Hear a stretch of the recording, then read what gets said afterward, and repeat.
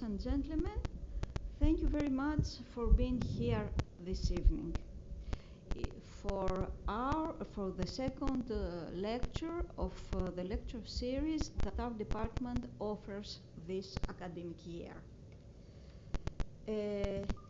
This second lecture has the topic, the general topic, the Kurdish, as a general umbrella, the Kurdish issue in contemporary Turkey, which is a burning issue with implication in the whole Middle East, not to say worldwide.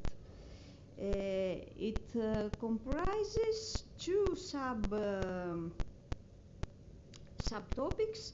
The first one is the peace process in Turkey and the burning issue of the Rojava, and the second one is Kurdish geography and the search for peace. We have the great honor and pleasure to have with us this evening Professor Hamid Bozarslan and Dr. Murat Isi. They are both worldwidely renowned scholars on the Kurdish issue and the whole Middle East. Professor Bozarslan is director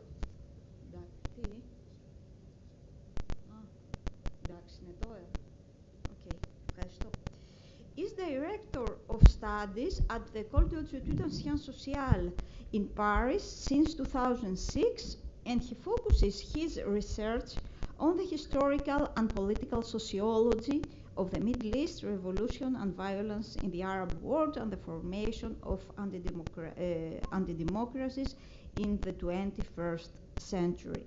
He's a regular contributor to French media such as Le Monde, and he's the author of a long list of works including Crisis, Violence and the Civilisation, published in 2019, Révolution et état de violence, Middle East between 2011 and 15, published in 2015, History of Turkey from the Empire to the Present, published in 2013.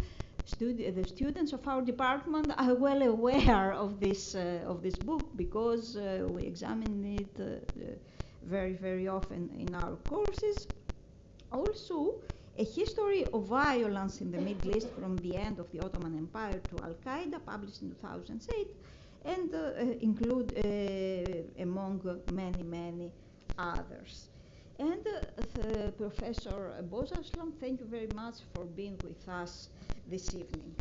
Our second speaker is Murat Isi, Dr. Murat Isi, a postdoctoral researcher in the University of Macedonia. Murat Isi studied mathematics at the University of Dicle from 1991 to 94 and subsequently completed his undergraduate education at the Department of Political Science and History at Pantheon University in Greece, and in 2014 he was awarded a PhD in modern history with a dissertation entitled The Beginning of Turkish Nationalism, Political Concepts and Islam in the Early Kurdish Newspapers, from 1898 to the collapse of the empire in 1918. He's currently a postdoctoral researcher, as I just said, in the University of Macedonia in the Department of Balkan, Slavic and Oriental Studies, and his research interests encompass Ottoman, Turkish and Kurdish political history, the history of social movements, the formation and evolution of Turkish and Kurdish national identities, and political and historical approaches to gender relations and gender studies in the context of Turkey and Kurdistan, as well as the history of Greek-Kurdish relations. Murat, thank you very much for being with us this evening. So, we begin with Professor Hamid Bozarslan. With Murat. I think that you begin with Murat. To begin with Murat. Whatever you choose. I have no objection. Θες να ξεκινήσεις? Okay. So we begin with Dr. Murat Isi. Thank you very much, Murat. The floor is yours. Δεν μου λες, ξέρεις πώς... Mamusa merhaba. Merhaba, Çavuş, başım çavuş. Çavuş. Thank you. Are you okay? Okay.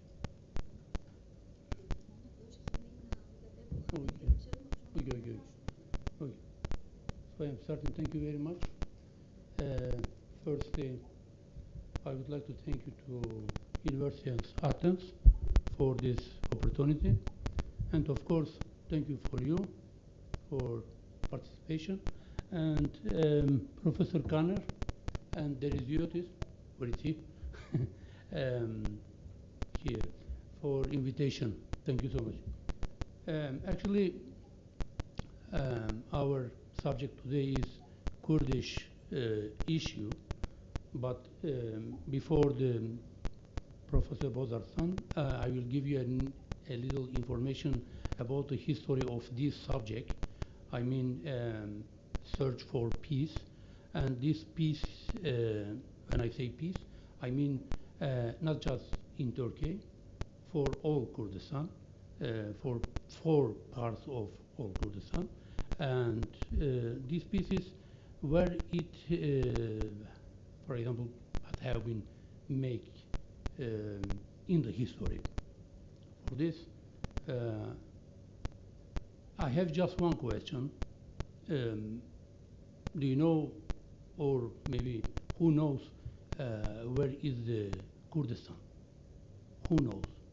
Where is this territory? Where is this place? Who knows? Where is it? This question is so important, but and is so small question. Just we don't have answer. This presentation will be 4 parts, main part, and I think yes, okay. First is historical regions of history geography, Kurdish geography, and the second is according to Kurdish historiography, the regions, the places that have been lost. The 3 is places that have been assimilated or are going to assimilation, and 4 is geography of Kurdistan today. Kurds believe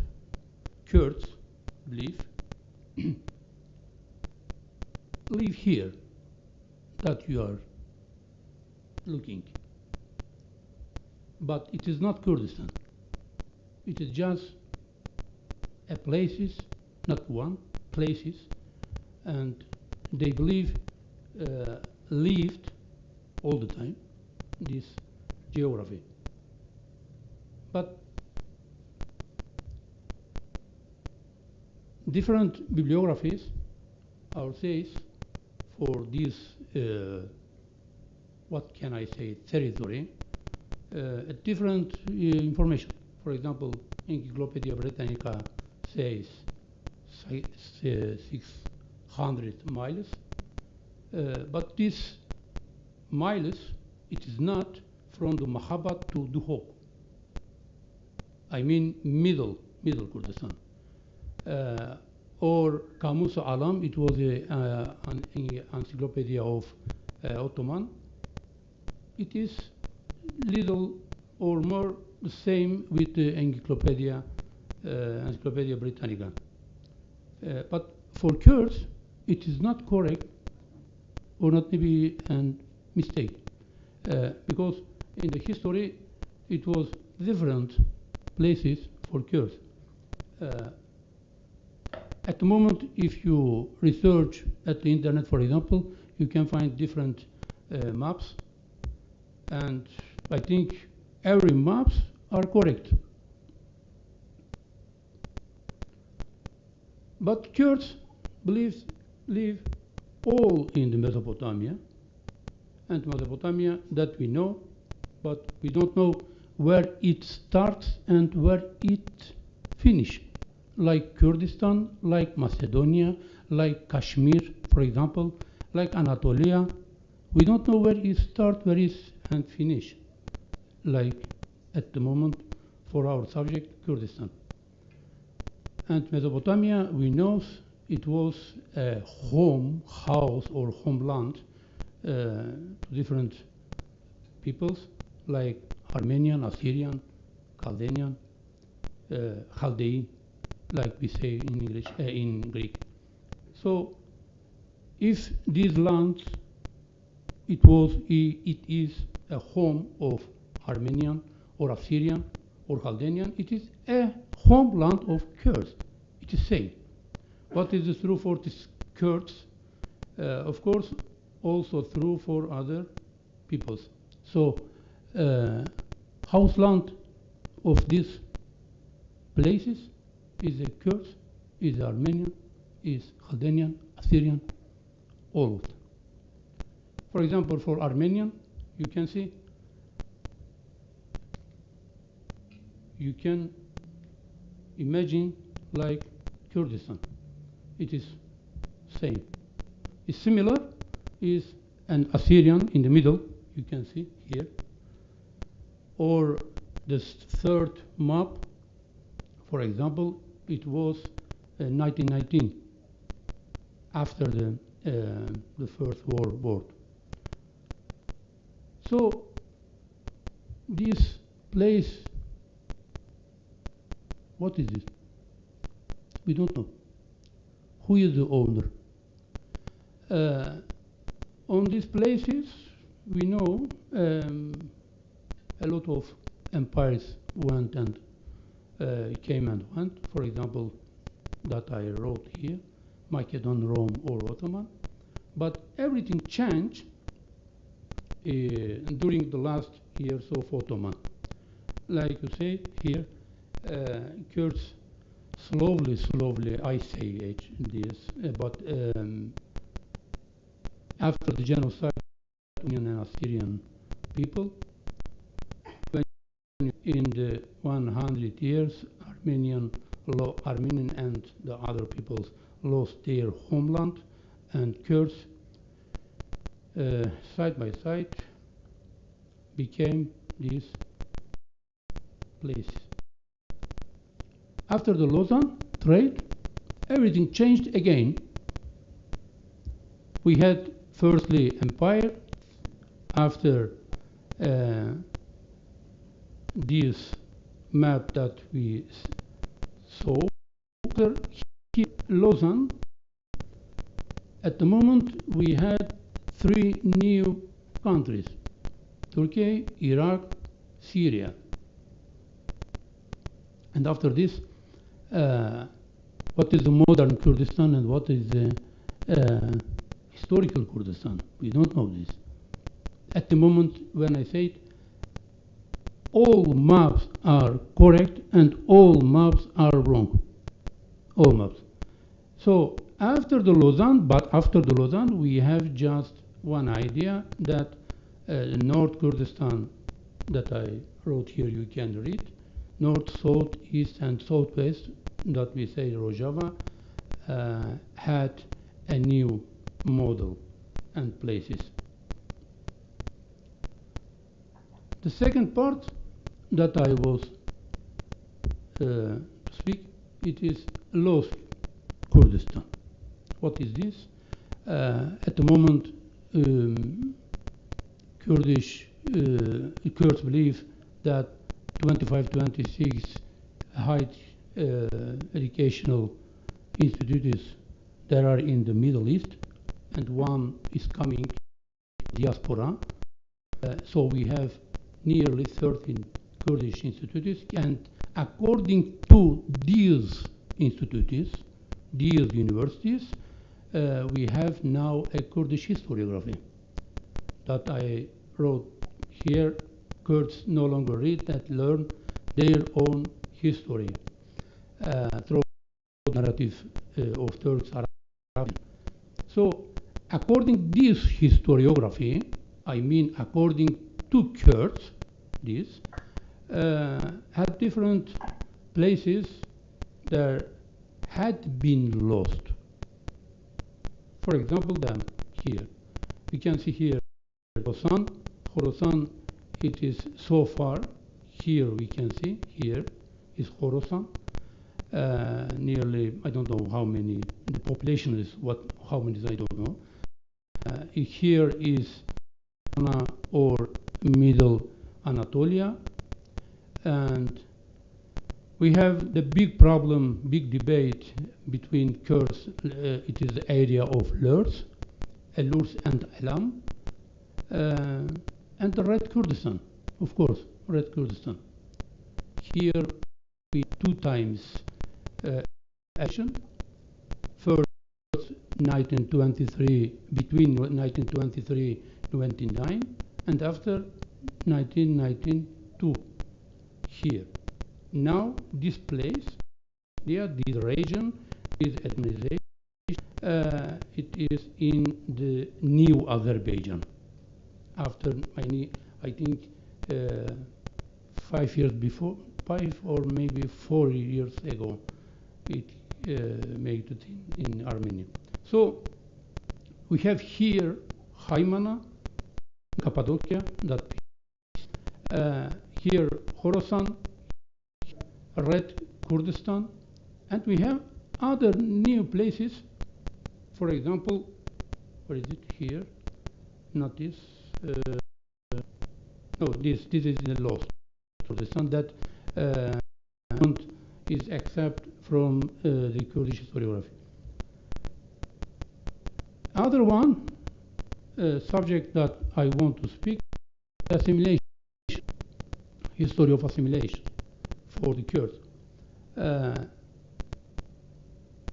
Kurds believe this policy started during the Committee Union and Progress, İttihat Kent Terakki, but the became systematic after the foundation of Turkish Republic, Turkish state, I say. Different laws were used for this policy, and a lot of law, for example, Constitution to 24, it was the first constitution for Turkish state, or the different law after any movement or rebellion that have used from by the Turkish state. Of course, any military coups, separation of and ban on Kurdish identity and language were increased. Assimilation, of course, had another morphology after the 2000, or maybe in 1919 and 2000. In these times, according to Foundation of Human Rights of Turkey, nearly 5,000 Kurdish villages were destroyed, and 6 million people displaced inside Turkey, but we saw them and in Europe after, not this time. Of course, after the 2000, year, this assimilation expanded from center to peripheries. What I mean? I mean this. Here, for example, here from Afrin is here. From Afrin to Iraq, these areas are under the assimilation, but at the moment, maybe it's stopped, I don't know where exactly. But here, from the Shengal, that we know this is the movement of the Yazidi, and here from the Shengal down from the to the Kirkuk, maybe we can see here better. Here are in the assimilation. In Turkey, the ban on the Kurdish language, the denial of Kurdish identity and policy of Turkification. In Iran, Persianation. Iraq and Syria, Arabization policy, the Baath regimes. and different military operation, or the separation of Kurdish identity.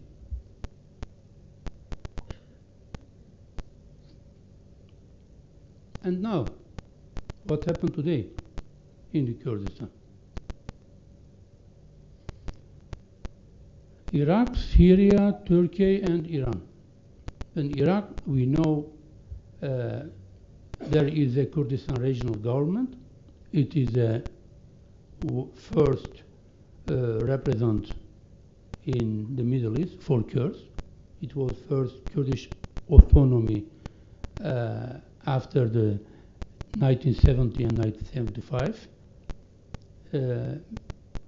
and all the change after the 1991 that you can read here, the PowerPoint.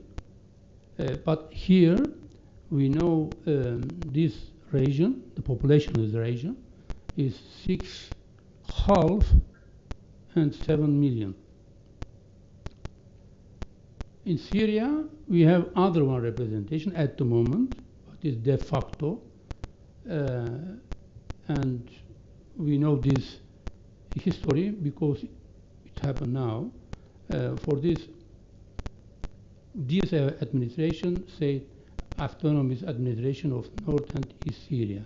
That we say this Rojava. And here, population is not just Kurds.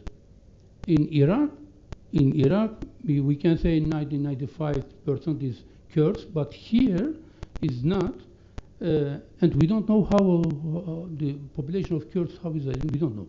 Just, we can say 2 or 3 million maybe, but all population, these believe 4 or 5 million. Turkey, it is very complex subject, but actually population of Kurds that in the main Kurdistan nearly I don't know 10 or maybe 12 cities the east of Turkey. Kurds believe this 15 or 18 million just in the main Kurdistan, except the 6 million that we said before. But I think the big problem, or maybe that we can speak in the secularization policies, state secularization policies. Maybe it was very important to discuss. The Iran is the other one, and the last part of Kurdistan at the moment. That I said, according to Kurdish historiography, Kurdistan, it was 5 parts. Just here we have 4. They lost Kurdistan, the Red Kurdistan. And Iran believe, according to Democratic Party of Kurdistan, the 10 million Kurds live in the main Kurdistan. I mean the West Iran. West, northwest. And here all Kurdish political parties are banned. And this continued at the moment. The second part,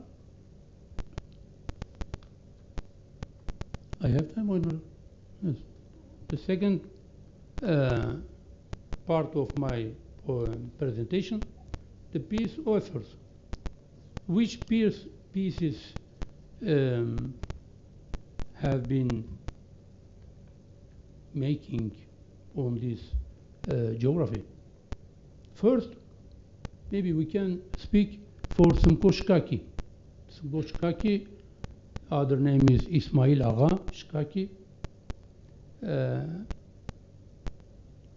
He assassinated by Iranian forces during the pieces, making pieces with the supposed negotiation. It was first leader for modern Kurdistan history. Maybe we can say this. After him, in the Iran, Iran. When I say Iran, I mean Eastern Kurdistan. The second leader that exercised it was here, Qazi Mohammed. He was the president of Kurdish Republic of Mahabad. And third, I mean, it is Abdurrahman Qasimlo here.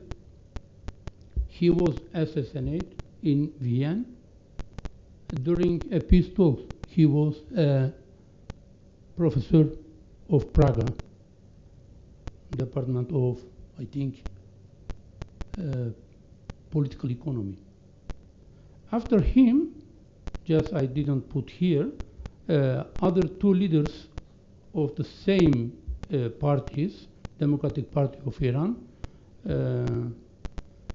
assassinated again by the Iranian force.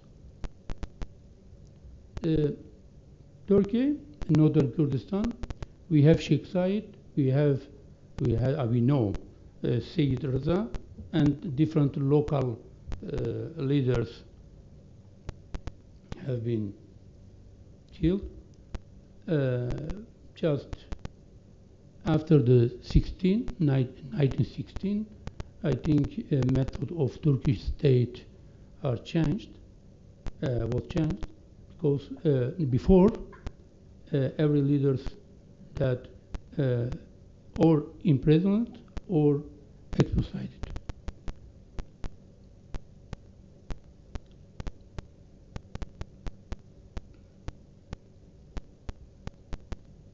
Peace process we had formally.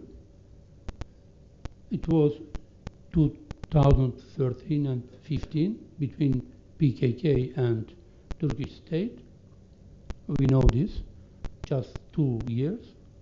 And after, now, we have other one. For them, Professor Bozarsan will speak. For this, I don't say nothing. Just, I put here and wrote the other side. The Turkish state preferred for this process as Turkey without terror, but Turkey, a Kurdish place, this peace and democratic societies process. Maybe Bozarsan, professor, we can speak better. For Iraq, the first leader before the Simkoshkaki to Iran, he was Sheikh Mahmoud Barzenji, and he went 2 times to exile. First time India and the second time Arab regions. He died normally. No assassin, no killed, no something. Just he went away. The second, he was Mullah Mustafa Barzani. In the Turkish or Arabic bibliography say the Mullah Mustafa Barzani. It's wrong, mistake. It is Mella Kurdi in Kurdish. He exiled many times. Just last, he was in I think it's America, and he went again there. In this the period of the Mustafa Barzani, we saw the autonomy agreement for 4 years, and after we have the Gulf War, and after the administration in Iraq, in the South Kurdistan. In Rojava, I think Professor Bozarsan will speak better and more. Just here, we know different Kurdish leaders, topical leaders were arrested and exiled. And here I finish. Just I would like to say here that Kurd every time believes the peace, because every time they fight and want to make peace Thank you so much, and thank you for listening.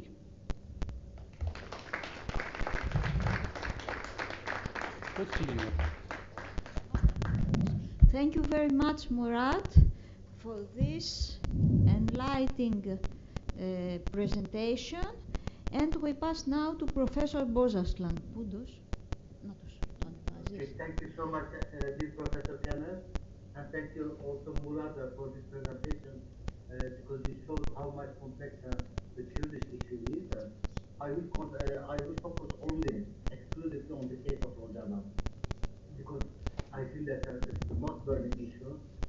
10 or 15 years ago, the most important issue was the issue of the Iraqi Kurdistan, but today, the question of Rojava, what will happen with Rojava, what happened in Rojava, and what will happen in Rojava for the coming future.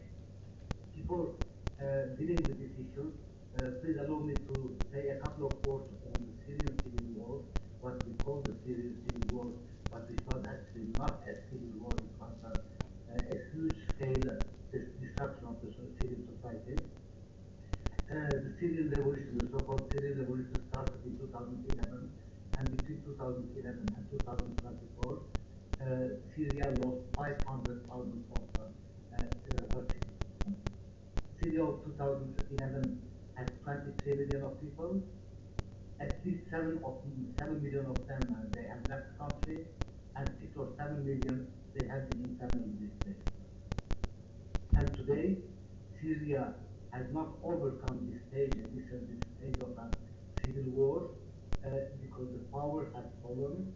The power has fallen not because of the force of the jihadist forces that took first Aleppo and after Hama and finally Damascus, but because the regime itself was very weak. And today in Syria, we have basically a coalition of 18 militia forces. And the elections took place, but only 6,000 electors were authorized to vote. The current government in Syria is extremely weak, and at the same time, it is an ideological government, a power. The ICC, the Hayat Tahrir al-Sham, that controls the power, has its origins in the radical Islamism, Al-Qaeda and ISIS. It has not abandoned totally its project to create a kind of Islamic emirate. It is very much sectarian. It understands justice as a biological justice, exterminating those who are not Muslims, or at least not good Muslims, and it is far from creating a legal structure for state-building. And today, we can say also that to some extent, Syria is a kind of colony because we have the American domination, the Israeli domination, but also the Turkish domination, and Turkey sees Syria as one of our future colonies. So that's about Syria. And what happens now in Rojava?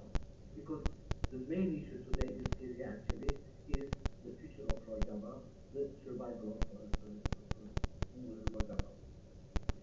Will an integration with the Damascus structure, the state structure, will the Damascus government accept a kind of decentralization where the borders of the Rojava start, where it finishes? All these questions are very difficult to answer because Rojava has been mutilated. Turkey has intervened twice in 2017 and 2018, has organized an ethnic cleansing in the Kurdish area, and at the same time, what we call Rojava is almost 1/3 of Syria.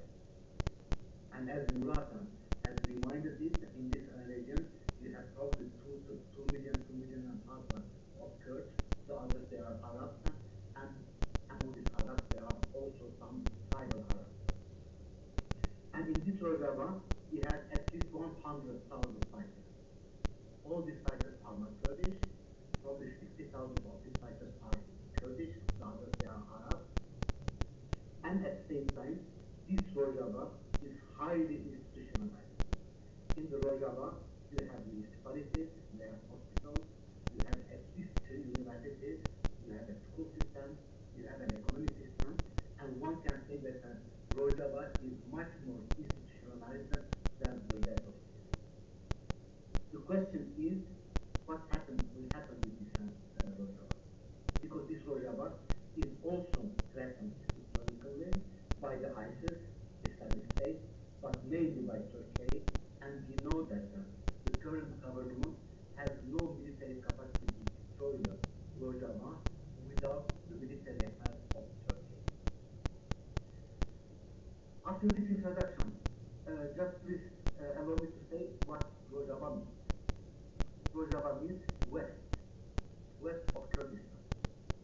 you have Rojava. Rojava is east of Kurdistan, where the sun rises and where the sun rises is Iranian Kurdistan, and where the sunset takes place is the Rojava field.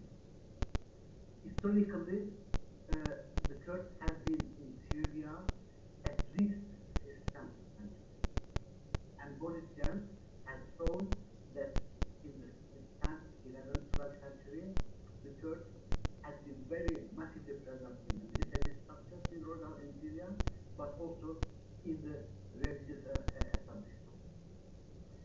After the creation of Syria and the massive repression in Turkey against the Kurds, many Kurds from Turkey, they left the country and they went and chose the Rojava as their new place of installation. In the 1960s, in the Rojava, we saw a double radicalization. A left-wing radicalization, the Kurdish movement was by and larger linked to the Western movement, and a radicalization as the Kurdish movement as such. The Rojava has been always very open to the influences coming from other parts of Kurdistan, namely from the Iraqi Kurdistan in the 1960s, 1970s, and thereafter in the 1990s, from 1980s and 1990s, by what happened in the Kurdistan. The relations with the Ba'ath regime that has been overthrown in December 2024 were not easy relations, because many Kurds, they have been dismissed from their citizenship in 1963, because the Syrian government wanted to create a kind of Arab belt, and that meant to expel the Kurds from the border regime with Turkey. The language was forbidden officially. There was a policy of repression, and at the same time, the Syrian government tried to co-opt some of the Kurds in order to establish a status quo in the country, because the Syrian government itself was a minority government. After 2011, the Syrian government was obliged progressively to withdraw from the Rojava. Why? Because it was settled everywhere, it had no control over the country, and chose to withdraw partially from the Rojava in order to deploy itself on the other part of the country. Rojava faced during this period the attacks of the ISIS, Islamic State, namely in Kobane, and the first defeat of the Islamic State with the American help was had taken place in Kobane. During this campaign of Kobane, Turkey has massively supported actually the Islamic jihadist movement. And after that, as I said, in 2017 and 2018, Turkey has organized a military expedition to the Rojava, to part of Rojava. Part of Rojava is today under the military occupation of Turkey, but since 2024, December 2024, or rather let's say February or March 2025, there is a kind of ceasefire and non-aggression. The reasons of this non-aggression are multiple, because there is an American presence and military and aviation, because there are American interests in Syria and broadly speaking in the region, and the Americans do not want to have a very strong Rojava. They don't want Syria to become a federal state or a federal country, but at the same time they don't want now either Turkey to be a total master of the country, at least for YD. All this can change, of course, tomorrow. And there is a massive Israeli presence today in Syria, and Rojava does not want Israel does not want now either to see Turkey expanding her control in Syria. This is my first point. The second point, my second point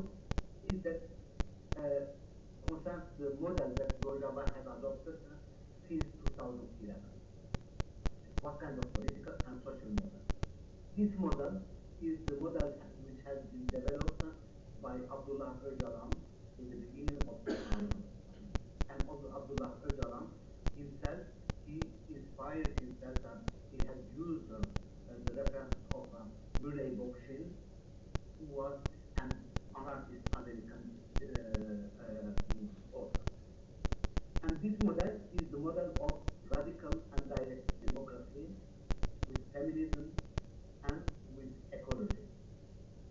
Actually, this model has constituted a kind of landmark in Öcalan's trajectory, but also political trajectory, because Öcalan in the 1960s, 70s, 1980s was a so-called Marxist-Leninist leader, and through Bookchin and through this ideology of radical democracy, he wanted to renew the left and not replace the left.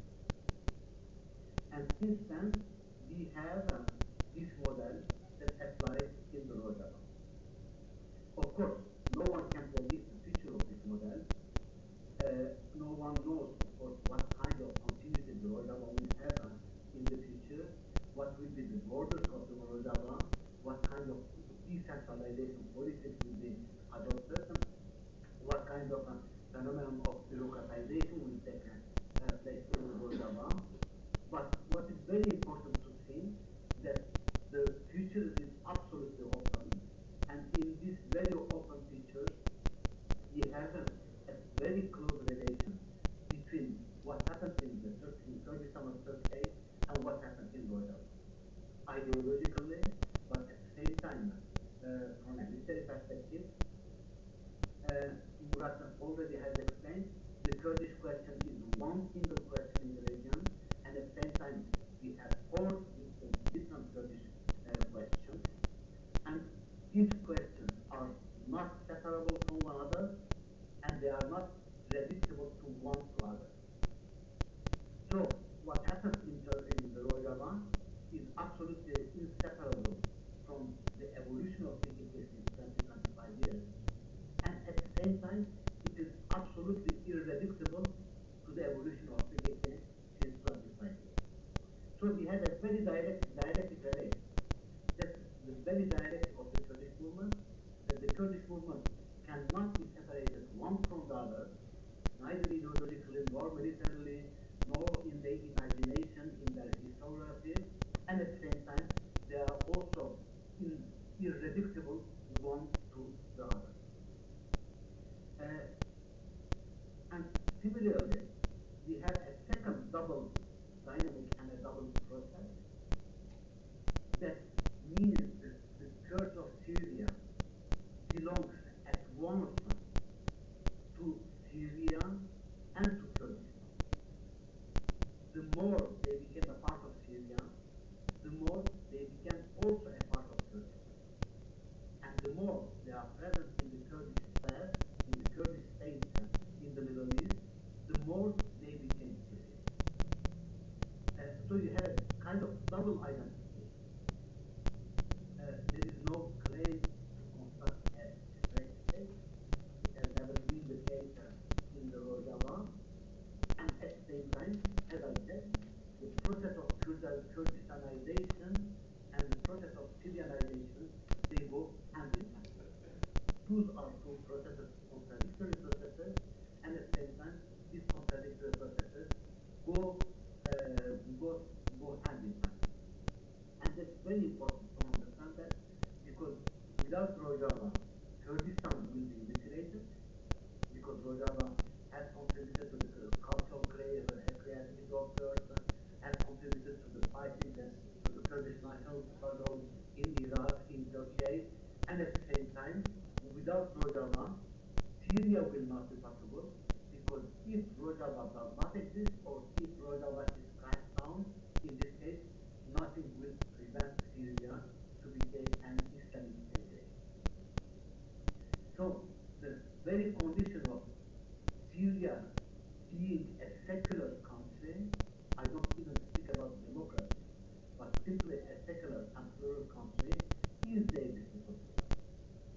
So you see that there is a double bind. The Kurds need Rojava, and at the same time, Syria needs Rojava. Rojava belongs to Kurdistan, and at the same time, Rojava belongs to Syria broadly. And all the question is today to see what Syria, Damascus government will do, what will be the projection of Turkey in the future, what will be the policies of the United States, and of course what will be the policies also of other actors, mainly Israel. Because that's my third point, Rojava is important for Syria and Kurdistan, but Rojava has also a strategic importance. When we take Rojava, we see that Russia was present in Rojava and in Syria. Iran was very present in Syria without the support of Iran and Hezbollah, and on the other side of Russia, the Ba'ath regime, the Bashar al-Assad regime, could not survive. But today, these regimes are not there. Instead, we have another actor, which is Israel. And the presence of Israel in the region is absolutely central. The question is to know what will be the future policies of Israel in the region. For Israel, of course, the main issue is to prevent any kind of transformation of Syria into a passage and into a transit zone with Lebanon. Because without Hezbollah, the Syrian Bashar al-Assad regime could not survive, and at the same time, Hezbollah could not survive without the presence of the Bashar al-Assad regime. And the current government actually has always helped the Hezbollah. So the main objective for Israel is, first of all, to stop and to control or to make that the Syrian-Libyan border is neutralized and that Hezbollah does not change. The second issue is, of course, the issue of the Golan Heights. Israel controls now the totality of the Golan Heights. The third issue is to control south of Syria through the population, the Kurdish population, which is very threatened by the Syrian government. And the fourth issue is to prevent Syria to become once again a military force. And that's why Israel has destroyed almost the entirety of the Syrian military establishments and institutions immediately after the fall of Bashar al-Assad. And the fifth objective is to limit the presence of Turkey. Not necessarily to destroy any kind of presence of Turkey, but to make that this presence does not take a military shape, that this presence remains at the cultural level and at the economic level. Because Syria is in a field of ruins. Syria, I will come back to this issue. Syria needs to be reconstructed, and Turkey has no money but has technology for this reconstruction. So all these issues are very important today, and that makes that we are in a period of in between, let's say in between. Everything is possible, a war is possible, a war of destruction also. The Rojava is possible, but also a kind of status quo can continue, and at the same time, one can imagine also that at the end there is an agreement between the Rojava and Syrian government, an agreement that Ankara would accept or will be accepted, will be obliged to accept to some extent. For Ankara, actually, there are a lot of very important issues. The Kurdish issue is, of course, very important, and probably Ankara has destroyed, has spent at least $3 billion, according to the official figures, to fight the so-called Kurdish terrorism. So there is a kind of Turkish ideology which does not change, which is a very nationalist ideology, the supremacy of the Turks as a nation, the control of their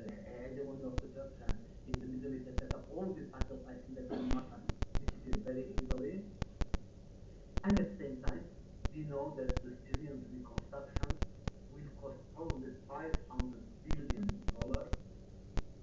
Turkey has not this money, but Turkey can take part of this money.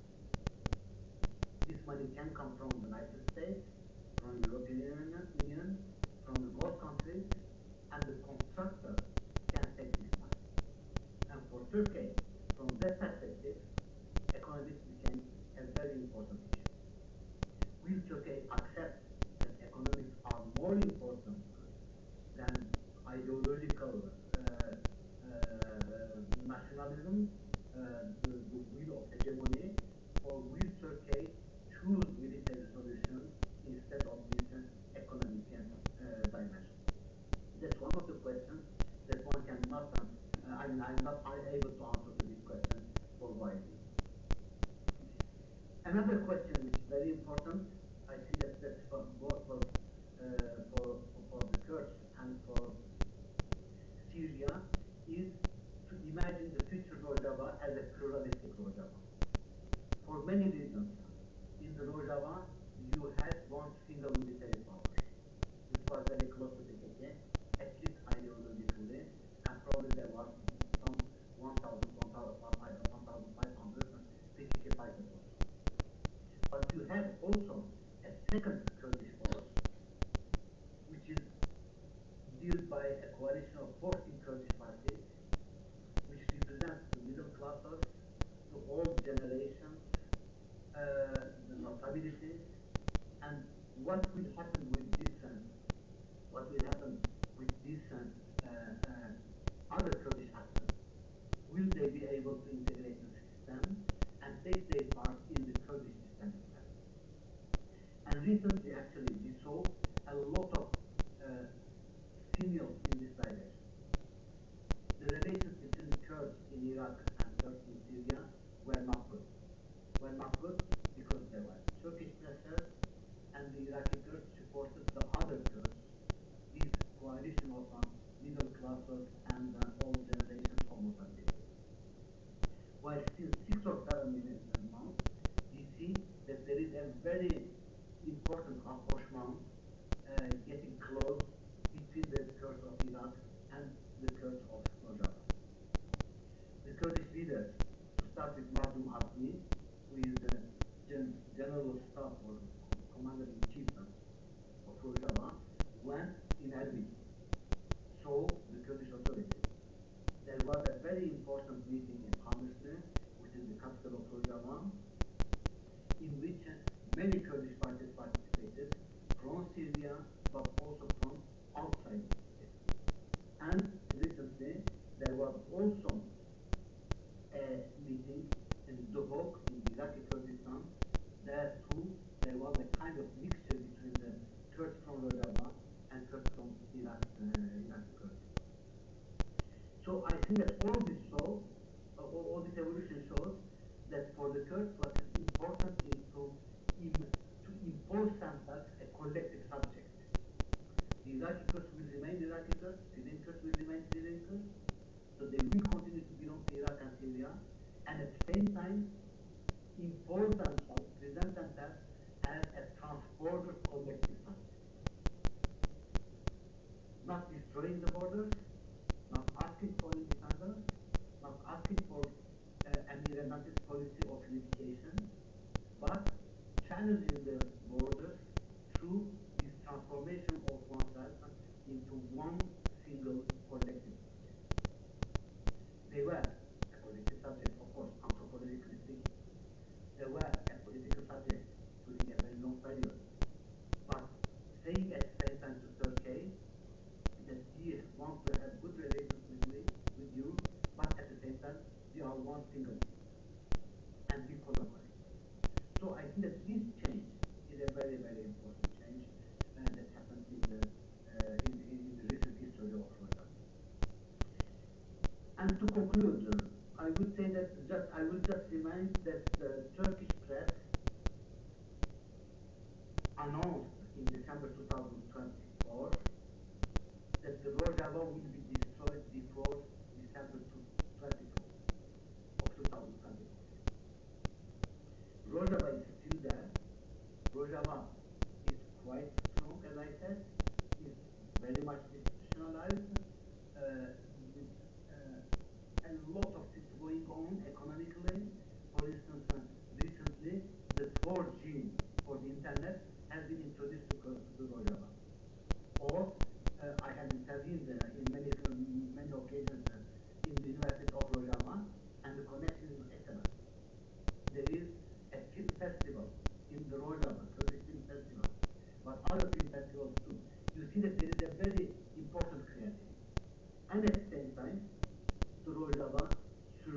under very precarious conditions, all this can change.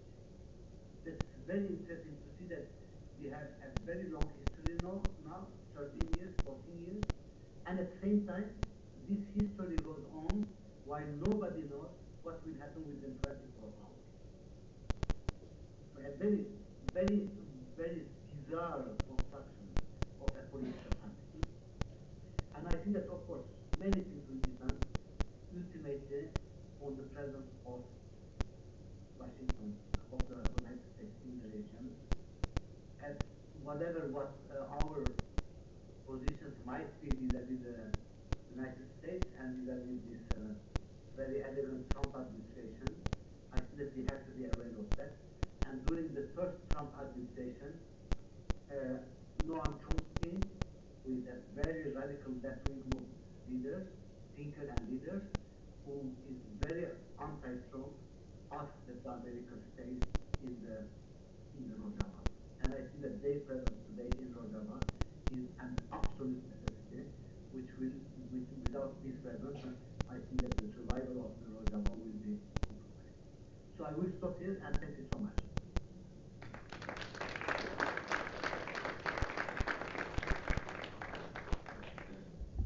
Thank you very much, Professor Bozaslan, for this intriguing presentation showing all the multiple dimensions of the issue of Rojava. And now we can pass to the discussion. Any question, remark about all what we just heard from Professor Bozaslan and Dr. Isi? Yes?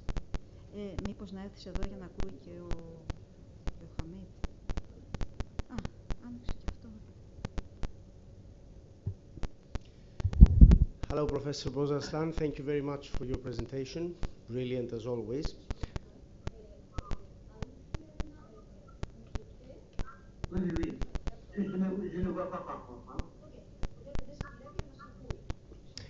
Right. My question is about the SDF, Turkey and Syria. There is the agreement, the March agreement between the SDF and al-Shara for the integration of the SDF within the Syrian armed forces, which seems to be stalled at the moment. And Turkey has more or less threatened that this needs to be resolved by the end of 2025. Otherwise, there will be Turkish military involvement. Do you think that there is any chance? I'm not sure if there is enough time now for this to be resolved. Do you think there is any chance that Turkey will be invading Rojava again? Or maybe Turkey wishes for this not to be resolved in order to have the excuse to invade once again Rojava? Thank you. Actually, I don't have any answer. What Turkey wants, if I understood right, is that there is a kind of ad minima integration of the Kurds without their army, let's say at a municipal and cultural level. And what Turkey wants is not satisfied, that the Damascus government attacks the Kurds, with maybe the Turkish support. All that, actually, we have this information, but these are not confirmed information. They are very contradictory information. The state discourse is also very different from day to day. For instance, Erdogan today has said that they are very keen that the San Martin agreement is applied without pronouncing any kind of threat. That was a mild declaration. So we don't know. Actually, basically we don't know. And I think that for Turkey, this speculative part is very, very important. So to create a kind of extreme tension, and at the same time to try to stabilize to use this extreme tension as a kind of security reaction. Will that work or not? It's very difficult to know. as I said, ultimately, many things will depend on the President of America. In the United States, in the Congress mainly, there are many congressmen and senators who are quite opposed to Turkey. Among them, Graham Lindsay, for instance, which is very close to Trump. There is a resolution that if Turkey attacks them, there will be automatic sanctions against Turkey. There is a presence of Israel. So it is very, very difficult to know. Ultimately, the question is, will Turkey take the risk also a military intervention which might cost a lot? Will Turkey have any kind of tolerance from the Trump administration if there is an aggression? What is the answer of Israel? So all these questions are remaining open questions. But as I said, when you see the Turkish press and Turkish official discourses, one discourse is extremely aggressive, the second one is milder. At the same time, the Turkish chief of staff said is in Damascus. What they have discussed, we don't know. There is a Turkish military presence, of course, in the region. So there are a lot of unknowns. And I think that the Kurds are quite worried, of course, because they have done everything in order to accelerate the negotiations. And Damascus seems to be ready after Ahmed al-Shara's White House meeting. But once again, the thing has been stopped.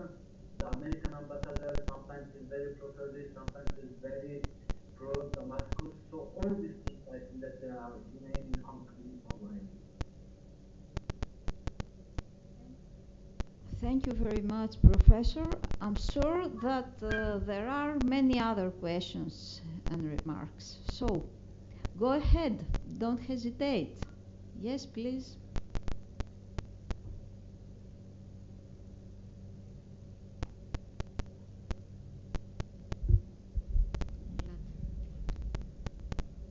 Thank you for your presentation, Mr. Bozroslan. I'd like to ask you... Are you hearing us, Hamid? Yes. Okay. Thank you. So I'd like to ask you whether Kurdish tribal identity has had any effect on the internal politics of Rojava. Thank you. I would say no. That was not the case 20 years ago. 20 years ago, the tribal issue was much more important in all parts of Kurdistan. But today, Kurdistan is urbanized up to 75%. So I think that the demography and sociology of Kurdish society has changed tremendously. That does not mean that the tribes do not exist, of course, but the tribes cannot play such a decisive role as they could play 40 years ago or even 25 years ago. But for the Kurds, the main problem will be with the Arab tribes, because in the territories that they control, and maybe tomorrow they will not control, because they have been obliged to go through this territory in order to fight against the Islamic State fighters. In these territories, there are Arab tribes. And these Arab tribes, some of them, they are officially allied with the Kurdish forces. Some others, probably they are against the Kurdish forces. There are some relations between some of these tribes and the jihadist movement, not among the Islamic State, which has not disappeared. The Islamic State is still there, underground, but still there. So, for instance, in the Deir ez-Zor region, which is not at all Kurd, but at the Kurd control, this tribal issue is a very important issue.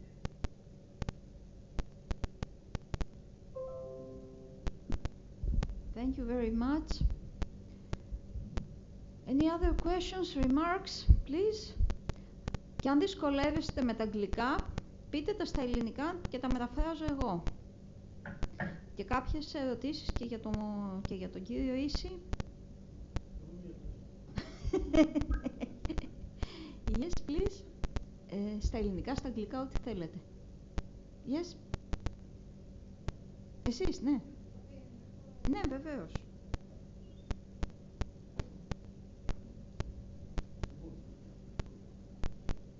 Δυστυχώς. So I have a question that goes both to Professor Hamid Bozarslan and Professor Muratisi.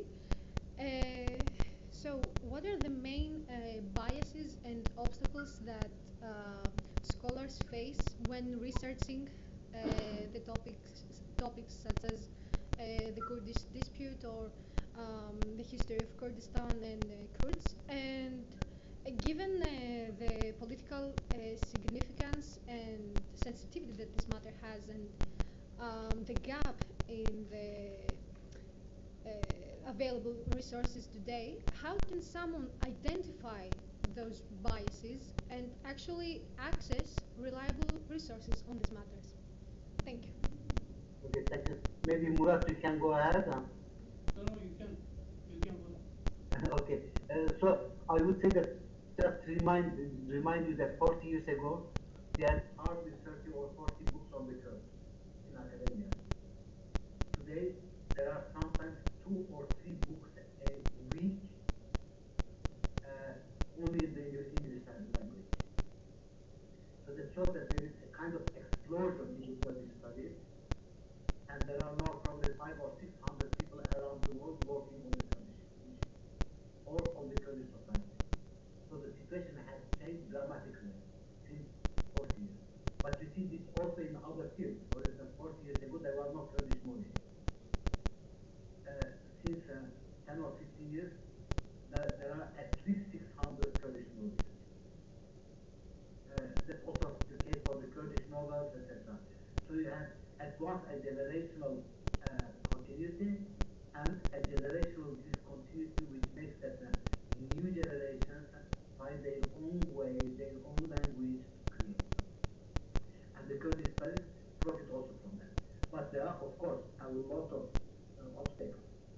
Among these obstacles, for instance, in Turkey, you basically don't have rights in many places, the universities, to work on the Kurdish issue. That's also the case in Iran. In Iran, making field work is extremely difficult. Working in the archives is extremely difficult. And for instance, our black hole today from the Kurdish studies is largely Iranian Kurdistan, because the field is not possible, and making archival research is not possible. While in Turkey, still you can make some field work, and archival research is possible. In the Rojava and Iraqi Kurdistan, the field work is extremely difficult, but you can do that. Because in Iraqi Kurdistan, you can easily go there, and going to Rojava is a little bit risky, but some students do that.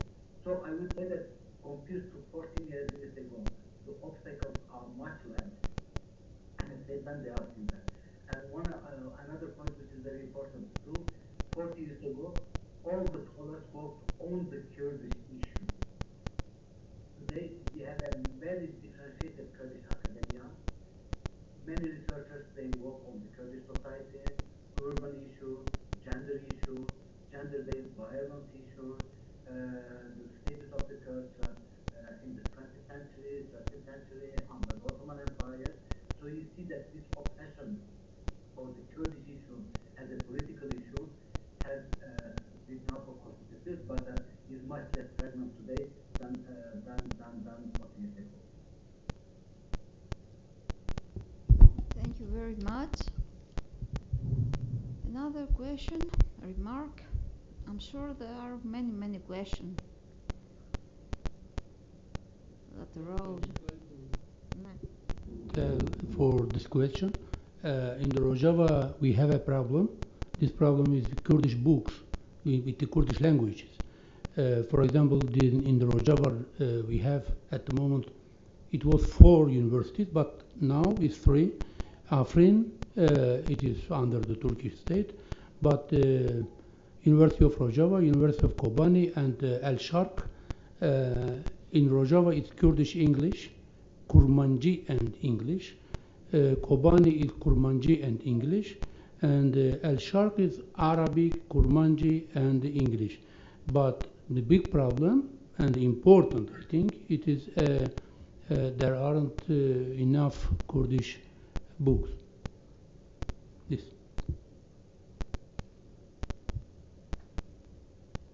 So, we go on. Question, any question, remark. Και στα ελληνικά. Πείτε στα ελληνικά ό,τι θέλετε και τα μεταφράζουμε. Και στα κούδικα να λαμβάνεις εσύ. Εγώ δηλώνω αδυναμία. Λοιπόν.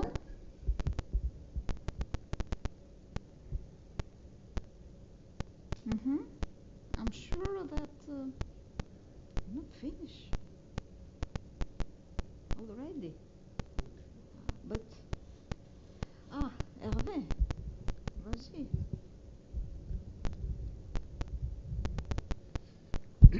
Bonsoir Hamid, Kalispera Murat. Bonsoir.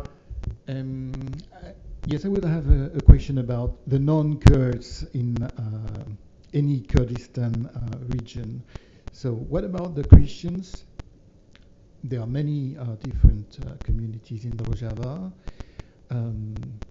Probably there are many different communities in northern Iraq too. What about the management of these non-Kurds in these regions which are autonomous, semi-autonomous? Thank you, both of you. Thanks, Hervé, for Bostaranka and Mojuba. It's a very complex question, and I think that we can maybe analyze it in another session. It is complex because you have different status and different obstacles, different opportunities too.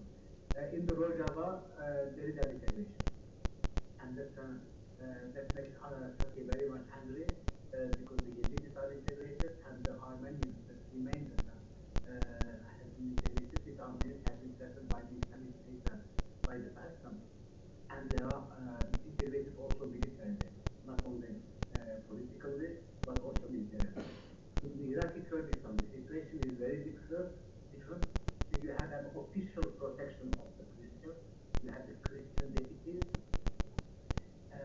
The Kurds have participated in the 1932 Akshirin rebellion against Baghdad. After the Kurdish movement have always been important Christian militants. For instance, just take the case of Margarita. She was a very important Kurdish military commander. Or Halili, not Rafiq Halili, François Halili. François Halili was a Kurdish leader who had been assassinated by the Islamic State at the beginning of 2000. And at the same time, when you have this presence, you have the Christian villages and even towns, for instance, Ankara, which is very close to the everyday portion, is anti-Christian. And after the ISIS occupation of Mosul, many Christians actually they come to Iraqi Kurdistan. And at the same time, you have also an Islamic movement, and the society, some section of the society, they are becoming very conservative. The Islamic parties, they have lost a lot of their weight, politically speaking, in terms of laws, but you see that the society has become more conservative than 20 years ago. Thank you, Professor.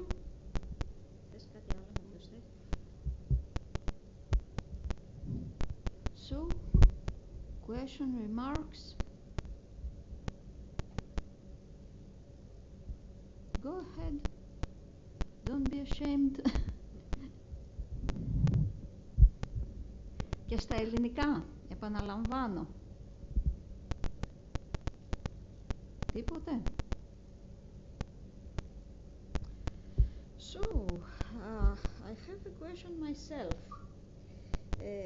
I'd like to focus a little bit on what you said that about the model, the social model adopted by Rojava, based on feminism and ecology, which reflects changes in Öcalan points of view, right? I wonder whether these social models also reflect a relation between Kurdish and Turkish social movements. For instance, the collaboration of Kurdish and Turkish women in Turkish feminist movement or in the ecological movement, which was on the rise at the beginning of at the turn of the century. It still moves. It's not, of course, so vibrant as it used to be, but it still moves. And I wonder whether this also reflects a relation between Turkish and Kurdish people without organization, people in general, in the social movement. And as far as women's movement is concerned, I talk about this because I know it's my research area. And I think the collaboration between Turkish and Kurdish women in the feminist movement, in the women's movement, feminist or not, is crucial for the evolution of the women's movement in Turkey in general, because it helped this collaboration to get over Turkish nationalist views within the movement. What are you thinking about this? I think that you are right, but we have a kind of asymmetric relation. Asymmetric relation because when you see in the Kurdish region, the Kurdish party is dominant. And they have systematically two co-presidents.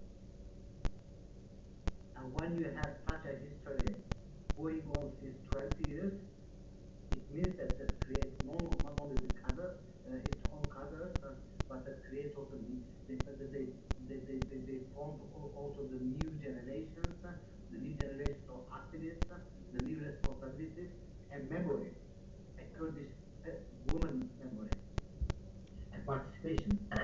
And we have a wonderful scholar at the École des Études who has done her PhD on this issue. The PhD has been published on the Kurdish, on the women political representation in Turkey, mainly the Kurdish.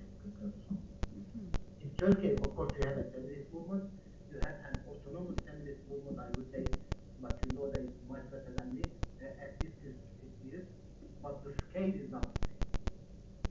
Excuse me? The scale. It's not the same. Of course, this feminist movement has also its own memory, and I think that the issue of memory is absolutely crucial, because I think that the generations, there must be a generational transmission, intergenerational transmission, and a generational rupture. Both of them are absolutely necessary, and memory in this case is very important, and the languages of the new generation, the political languages, the language of creation, the social languages. And so in the Turkish part we have a very small movement, while in the Kurdish part you have always an almost institutionalized movement. And they are 50-50. Yeah. Yes, that's right. But for instance, there are women's organization, the slogans of which are written in both Turkish and Kurdish, which was unimaginable in the 90s, for instance. And it is more important even in Iran, but there is no political representation, but the slogan of Jin Jian Azadi, women, life and freedom, has started in Kurdistan. It is actually a slogan of PKK and has become an Iranian slogan up to very conservative Balochistan. It's very important, this. The Sheikh Abdul Hamid of Balochistan, a very conservative figure, has defended this slogan. Really? No. Very important, this, right? Thank you very much. Άλλες ερωτήσεις, παρατηρήσεις, κάτι? questions, remarks in Greek, English, Turkish, and Kurdish. Why not? But it's Murat who will translate. Oh, otherwise we can stop here. Otherwise, δεν υπάρχουν κάποιες άλλες παρατηρήσεις, κάτι.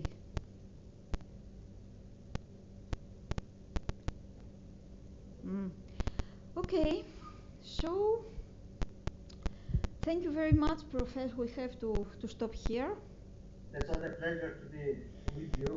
Thank you very much. The pleasure is all ours to have you with us, you and Murat. Thank you very much for this exciting presentation, for your answers that enlightened many topics, many dimensions of this topic.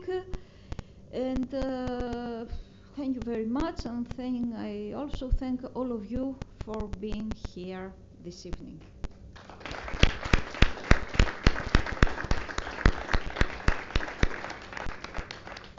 Okay, good night, goodbye. Goodbye, Hamid. Thank you very much.